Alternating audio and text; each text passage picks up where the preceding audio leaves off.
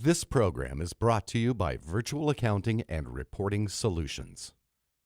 Virtual Accounting and Reporting Solutions is an outsourced accounting company delivering forward-thinking strategies with innovative ideas and technology to help businesses run their finances efficiently while they manage the strategic aspect of the business.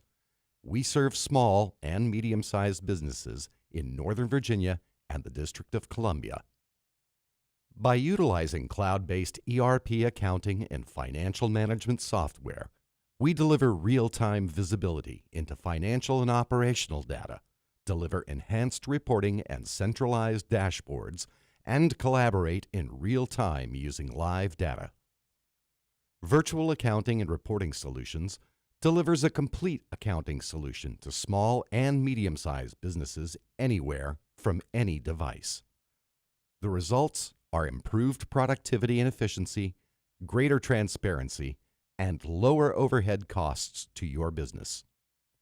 To find how we can help you achieve your goals, contact Virtual Accounting and Reporting Solutions at 703-539-0331 or email us at info@varsllc.com.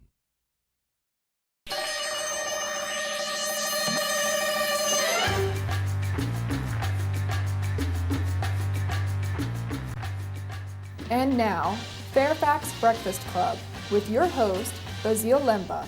Welcome to the Fairfax Breakfast Club show. My name is Basile Lemba and I will be your host. The Fairfax Breakfast Club is a weekly program in which we bring to you valuable and workable know-how you can use to improve your networking skills and grow your business. We always start the show with a quote. And today's quote is, "No nation was ever ruined by trade." And that is from Benjamin Franklin. With us today in the studio, we have someone who's entrusted with the responsibility of helping and boosting the trade. And that is the SBA District Director, Mr. Antonio Dos. Hello, sir. Good afternoon. Good to see you. It's in here. How are you? I'm doing great. Well, I've been working on it for quite a while, and finally we succeeded to make that happen. Glad that we did. Glad that we did. Okay, I wanted to have you on the show because I think that you have the SBA. The SBA has a lot of materials and services, but my concern is that they are not much known. Okay. Or not as much as they should be. Right. So would you just please tell us the different section and services that the SBA provide? Oh, sure. Yeah, I'd be happy to. Okay. Well, and I think maybe the first thing, if it's okay, if I could just start a little bit with who we are in terms of what market area we cover. Sure, absolutely, that would be great. Yeah. So our Washington Metropolitan Area District Office, and I think we've got a slide showing now that will demonstrate our geographic area. So we cover the communities of Montgomery County and Prince George's County in Maryland, Washington, D.C., and then also the Northern Virginia marketplace. So Fairfax County, Alexandria, Arlington, and the cities of Falls Church and Fairfax, et cetera. So we're here in the metropolitan market area to serve small businesses and to help them be successful. That's our mission, that's our focus, that's our goal. Okay, good, excellent. One of the things that we're really focused on now is this notion of inclusive entrepreneurialism. And by inclusive entrepreneurialism, what I mean is that we want to make sure that we are reaching all segments of the community, all segments of the market, and particularly we're having an intentional focus on making sure that the programs, the initiatives, the products, the services, whatever it is that we have and we offer, that it's delivered in such a way that all segments of the community are able to benefit from it. Okay, I have a question on that. Now, does that mean that it was not inclusive in the past then, or we just doing an expansion of some sort? Yeah, we were always looking to be inclusive, but as you said earlier, sometimes people know SBA and sometimes they don't know SBA. Okay, so we're trying to improve that. Also, our new administrator, Maria Contreras-Sweet, when she came on board, one of the things that she recognized was that we could do better as an organization in terms of having outreach and having our constituents know who we are. Okay. And so she's also encouraging us to be more inclusive in our entrepreneurial efforts, so to make sure that we're Not just wait for the guy who come to the door, exactly, but go out to other people and tell them you are here, you can service them. exactly, and we're reaching out to all geographic segments as well as all ethnicity segments. Got it. Okay. Excellent. Okay. So that's a big component of what we're working to do now. Okay.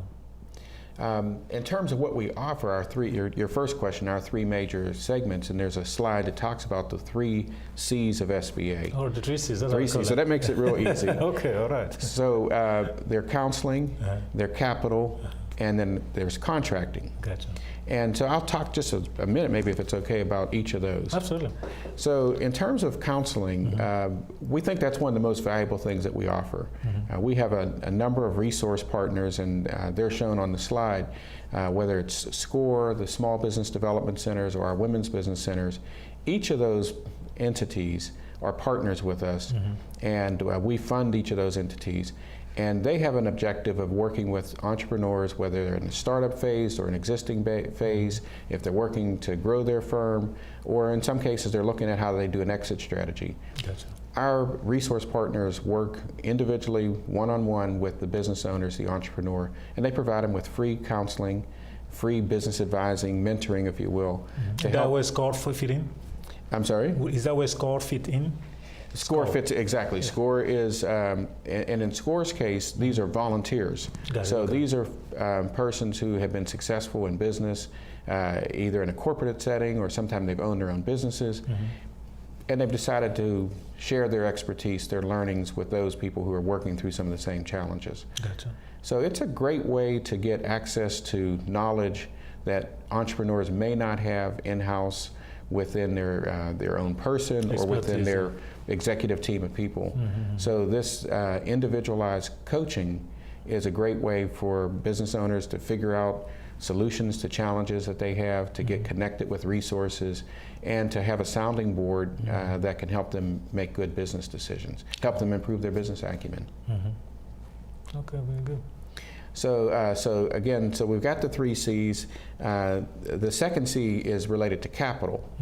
And so capital is always considered to be the lifeblood of an organization. Sure. It's a critical thing. If you don't have capital, it's hard sometimes to actually make the things happen that you want to have happen in your business. Yeah. So we've got a series of loan programs and products that we offer in conjunction, in partnership with lenders, whether they're at banking institutions or non-bank lenders, to help firms be able to get access to the money that they need to run their business. Okay. Now, what is the process? So the process, it's a good point, because a lot of times people perceive that in order to get an SBA loan, the first thing they do is come to the SBA, when in fact the first thing that they do is go through their bank. Got it. We actually recommend that firms, entrepreneurs, start with the bank that they're already banking with. Okay. Talk to that bank about what their particular need is for financing. Understand the value that those banks and that banking officer will be able to help them understand what their particular financing needs are and how they can best satisfy those needs. And then in a lot of cases, one of the solutions is to come back and get an SBA loan. Now, let me just ask a question there. So not all bank, do all bank work with the SBA, or just a specific categories? Not all banks do, okay. But we have a very, very large contingent of banks here in the greater Washington area who do work with us, and many of them are what we call our preferred lenders. Got it, okay. And so our preferred lenders have access to the SBA in a preferred way, allowing them to often use a lot of their own forms, a lot of their own processes. They have less need to come to us for approvals for things because we've delegated more authority directly to those banks. Got it. And that helps speed up the process for the borrower. Okay, so we have the preferred. So that means we also have those who are not preferred. Right, but they're still certified lenders.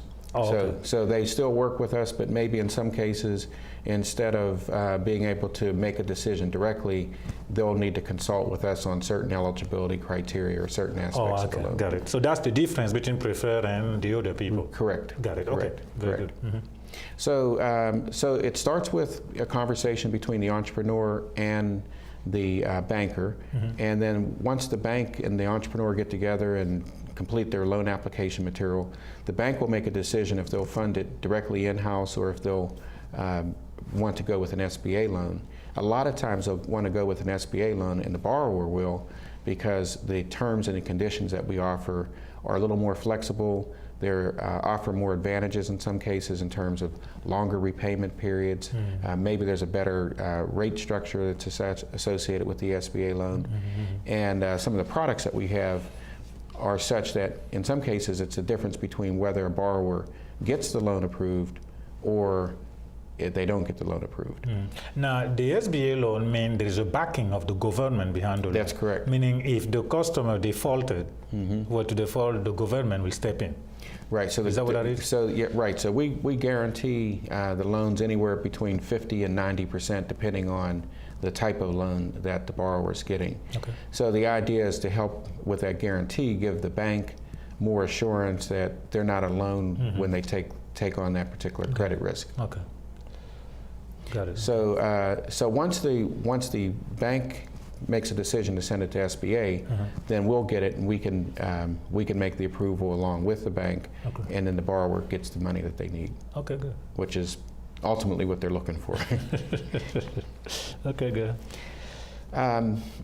One of the other things that our new administrator has really stressed with us is the need to make sure that SBA is a visible entity in terms of being a market maker. So, and a market maker means a lot of things, but in our case, this means trying to help entrepreneurs, small business owners, find ways to grow and increase their revenue base.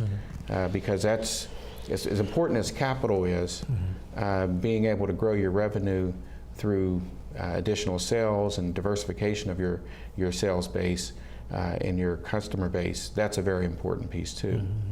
So I could share some information related to our government contracting programs which are part of that market maker approach. So are we now on the third C, or? We're on the third C. Okay. Exactly. We're on the C of contracting. Okay, good. All right. That's a great point. So under contracting, and we've got a slide that shows the types of certifications that we have. So there's two ways to think about the certifications. Those that are self-certified, meaning the entrepreneur, the business owner, makes the distinction and certifies that they are a certain type of entity. How do they do that? They do that online through the SBA portal that allows them to then indicate which type of business that they are. So it's an online. So they just put in their qualification to whatever the situation is, and then if they fit those qualifications, they still can certify. That's correct. Okay. Right. So, for example, if a person is a women-owned business, they can self-certify that way. Okay, if they're a service-disabled veteran, they can self-certify. So it doesn't require SBA to do anything because we know that individual know that that's who they are. Okay. You know, that's what their qualifications are. On the other hand, we also have certifications through SBA, and two of the programs that require our particular approval before you can say that you're certified as such an entity are the Hub Zone program and the 8A program. So the Hub Zone program stands for Historically Underutilized Business Zone. Okay. And that is a geographic designation whereby there is a typically census tract based where there's been lower levels of employment, higher levels of unemployment, that the income levels in that particular community are less, and some of the opportunities that would be desirable for that community haven't been realized. So the government has an identification system that lets us establish which communities, which census tracts are hub zone. And the great thing about a hub zone designation is that if you're a company that is designated as a hub zone company, when the federal government agencies make contracting awards, they will, in some cases, hold aside certain awards and they'll target hub zone certified businesses. Okay. So it gives those companies a leg up. The other part that we really like about it is it's an economic development program because if you're a hub zone firm, either your company is located in the hub zone or the majority of your workplace activities takes place is in that hub zone. So we're creating economic activity in a lower income census tract in a higher income or higher unemployed area. Okay. And additionally, with the Hub Zone program, 35% of all the employees who work for the company are to reside in a hub zone. Doesn't have to be the same hub zone. So now we're trying, so now we're trying to create employment opportunities for persons who are probably underemployed or in some cases unemployed based on those particular census tracts. So it's a great economic way to boost the community and the economy. Gotcha. Okay. Likewise, we certify for the 8A program, and the 8A program is a business development program that's really designed to help firms get access to federal government resources, contracts. It's a 9-year program. One of the What do you mean by 9-year program? So you have 9 years to be in this program. So the whole process take about 9 years? Once you get approved and certified, you have a period of 9 years to participate in the program. Okay. And once that 9-year period is over, then you're graduated from the program. Oh, I see. And you no longer have that designation. I got it. Okay. Okay, I got it. Okay. Now, a lot of people hear of the 8A program and they get excited because they've seen the success that a lot of firms have. And so we encourage people to consider the 8A program. We also encourage them to consider it at the right time. Because you only get one shot, you only have one 9-year period in your entire life. I see what I mean. You want to make sure that when you apply for the 8A program, that you're positioned That's the timing is good to be successful in it. Well, can you give us some example of good timing then in those matters? What would be a good timing for a business? Well, you want to make sure that you've got a book of business that you've already established. So you don't want to necessarily jump into the 8A program from day one just because you're eligible after 2 years. Because you may not have really established relationships with some of the federal contracting agencies. You may not have demonstrated that you can perform on a federal contract. And so just merely having the 8A certification doesn't mean that when you open your door, contracts are going to fall in. I got it. You still have to develop the relationships. You have to build the relationships with the contracting officers, with the different program officials that you may be needing to work with, and to be able to demonstrate that you can perform on a federal contract. I understand. So firms that do best in this program are ones where they've been able to be established. They've done work, they've been able to demonstrate it at a local maybe or at a private sector level, and then they've now grown to the point where they're in an 8A capacity, and when they go to a contracting officer and say, I want to put a bid in for this particular program, this is who my company is, this is our capabilities, there's more to them to offer than just having the 8A certification. Gotcha. Basically, they have some background, they have some experience, they have a production record. Yeah, they've got a book of business that they can refer back to, and they've got referrals, people who can say, yes, we've worked with this company before, and they performed very well on the contract. Okay. So those are important aspects. One of the other things that I think it's important for people to know about us in a market maker role with government contracting is what you'll see on this pie chart. So we have, every year, the federal government spends between $400 and $500 billion. And billion with a B. Billion with a B. So that's a lot more money than most of us ever get to see. And so $400 to $500 billion is quite a bit of money. And that's a lot of money. We have targets around some of those same categories that I mentioned before in terms of we've got a 23% goal for contracting, that all the federal government procurement activities, the 23% of those are targeted towards small businesses. Okay. So that's a way to help use the federal government to boost the income level and the revenue base of small businesses. We also have a subcategory goals for service-disabled veterans and small disadvantaged firms of 5%. So, for example, the 8A firms pretty much all fit in with the service-disabled, the small disadvantaged number. So we're targeting successful 8A firms in that category. Okay. And then there's a goal also for women-owned firms and for Hub Zone firms. Both of those are at the hub zone's at 3%, and the service-disabled veterans at 3% as well. I misspoke earlier. So the goal was, again, to try to make sure that the federal procurement dollar is reaching each of those market segments effectively. So that's a big push of ours, and we continue to work closely with all the federal agencies. Our district office does outreach events with those federal agencies in partnership when they go around the communities to inform business owners about the possibilities of federal contracting. Okay. Do you know of any challenges the small businesses have in getting into this program? I realize they are there available, yeah, we say that, but are you aware, or do you know some, so you can talk about it or give him some tips on how to get over this? Well, part of it's competition. Because there's $400 to $500 billion, there is always a lot of interest in companies looking to be able to get access to the federal marketplace. So what we find is that basically there's a three element criteria. It comes in threes. This makes it easy, right?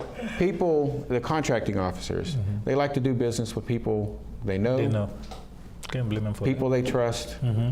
So being able to know somebody, being able to trust somebody, and people they like, it's relationships. It's natural in our business. It's nothing to do with just government contracts. Right. Yeah, exactly. So merely responding to an RFP may get you in a position to be successful, but it works very well when you also have had an opportunity to contact some of those contracting officials. It leads me into what we're all about, networking, building relationships. Yes, exactly. Exactly. Networking is so critical. A lot of the federal agencies and the prime contractors do the same, hold business matchmaking programs. Yes, that's right.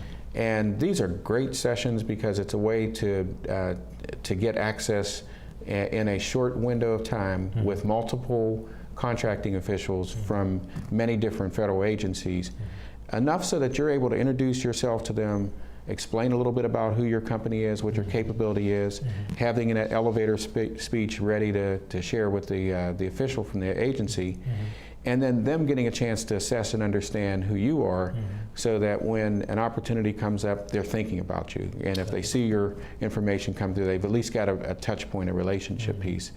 Ultimately, still, it's going to come down to what the bid is, what the experience is that the firm brings. But this relationship piece is always very, very important. So we encourage that greatly. The other area where we're really focusing on being a market maker deals with the international markets. And international trade is just such a huge opportunity. Where did I read that somewhere? I think on one of your slides, talking about 96% of what was it? Yes. Of all the world's purchasing activity is outside of the U.S. 96%? 96%. And we tend to think in our Eurocentric view that everything revolves around... We start here, stops here. Yes. So wow. Here's a number also that was impressive when I saw it the first time, and it still sticks with me. Whereas in the federal marketplace, it's $400 to $500 billion every year that we're contracting. In the international marketplace, $2.3 trillion was our U.S. export totals last year. So that means the buying power outside of the U.S. is very, very substantial. Yes. And so for the companies who are looking at a way to diversify their revenue base and grow their revenue base, the international is a great way to do it, particularly if you're a government contractor. Some government contractors are very focused exactly on the federal marketplace, and diversification means trying to get a contract with the Department of Defense, trying to get a contract with NASA, trying to get a contract with Homeland Security. Many of the other firms are now starting to see what the availability is of growth potential in the international markets. So what they're doing is they're looking at business abroad. They're looking at how they can get access to contracts with whether it's the government of another country, or if it's a private firm that is looking to purchase a product or service. And what I like to tell people here in this community, because we've got a very advantageous marketplace here in the greater Washington area. And we've been able to develop a lot of firms through government contracting, through private sector contracting, who have been able to build strong businesses.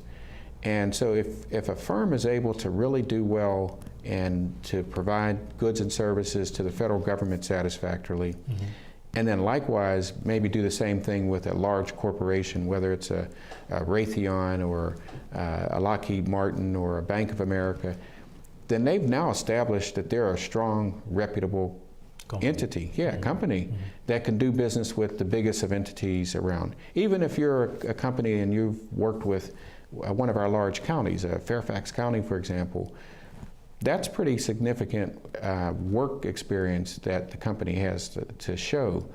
And now when you go internationally and you say, okay, well, I've done business for the United States Department of Agriculture or the Treasury Department, or you've worked with one of the DoD programs, that means a lot because your credibility is very high, because American credibility for the quality of work and the ingenuity of our entrepreneurs and the ability for people to think of creative new solutions to problems and to think of those solutions before everybody realizes there's even a reason for the solution. Those are really good things, and it helps position firms very well to be successful internationally. So we encourage that to take place. In fact, part of the President's National Export Initiative is this whole goal of doubling our exports by encouraging persons who have businesses to at least try to export to one country if they've never exported before. Gotcha. And if they've exported before, or they're currently exporting, well, let's, instead of going and exporting to one country, let's add a second or third so that we can continue to grow the company, the small business. And the added benefit, the real nice piece about exporting is that when we are successful with exporting, now we're bringing new dollars into the local economy, into the U.S., because now there's funds that are paying for those contracts from a country that's abroad. So it's a real big push, and it's part of what we think helps make a company successful, is having a diversity of revenue sources and being able to just grow and continue to move their company forward. Okay, good, thank you. Here, I want to mention, folks, for you guys, thank you very much. Oh, sure. For all this valuable information. I mentioned a couple of times networking and what have you, because we host a monthly breakfast event right here in Fairfax at the Old Town Hall. And you can find information on our website, which is blnbc.com. We have them once a month, generally the third Thursday of the month. And also twice a year we put on an expo. In fact, we just had our last expo, the 10th anniversary, last Friday. Yes. The SBA was there, well represented. Yes. And our next one will be on November 14 here at the Stacy Sherwood Community Center. Great. So I want to thank you very much for coming. It's my pleasure. Yeah, now we have a great program we can pass out to people so they can understand better what SBA is all about. Fantastic. Thank you very much. See you next time. Bye-bye. Thank you. You're very welcome.